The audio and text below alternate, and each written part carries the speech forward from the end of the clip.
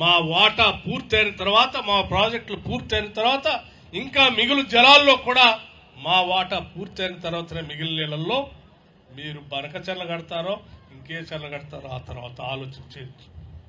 మా ఏవి పూర్తి కాకుండానే మేము బనకచెర్ల కడతా ఉన్నాం, సముద్రంలోకి వృధాగా పోతా ఉన్నాయి కదా మేము కట్టుకుంటామని అమాయకంగా ప్రజలను తప్పుదో పట్టించడం కోసం ఎవరు మొన్న లోకేష్ గారు అనుకుంటాం ఆ మంత్రి గారు మాట్లాడుతూ ఉన్నారు.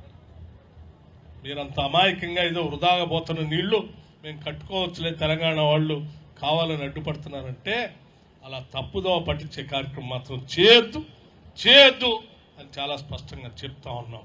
మేము అందుకే ఇవన్నీ చేసినటువంటి దొంగలే ఈరోజు బయటకు వచ్చి బనకచెర్ల కడతా ఉంటే కాంగ్రెస్ వాళ్ళు ఏం చేస్తున్నారు. ముఖ్యమంత్రి రేవంత్ రెడ్డి ఢిల్లీ పోయి, ఉత్తమ్ కుమార్ రెడ్డి గారు ఢిల్లీ పోయి ఆడేదో చంద్రబాబు నాయుడుతోనే ఏదో లోపాయకారి ఒప్పందం చేసుకుని వచ్చారు. అందుకే వాళ్ళు బనకచెర్ల కడతా ఉన్నారు, మాకు నష్టం జరుగుతూ ఉంది, తెలంగాణను మేము రక్షించడానికి బయలుదేరామని చెప్తా ఉన్నారు. నేను అడుగుతా ఉన్నాను, ఉత్తమ్ కుమార్ రెడ్డి గారు రేవంత్ రెడ్డి గారు ఢిల్లీకి పోయారు కాబట్టే ఇవాళ బనకచెర్ల ఆగింది, లేకపోతే వాళ్ళు కట్టే వాళ్లే తెలంగాణకి నష్టం జరిగేది.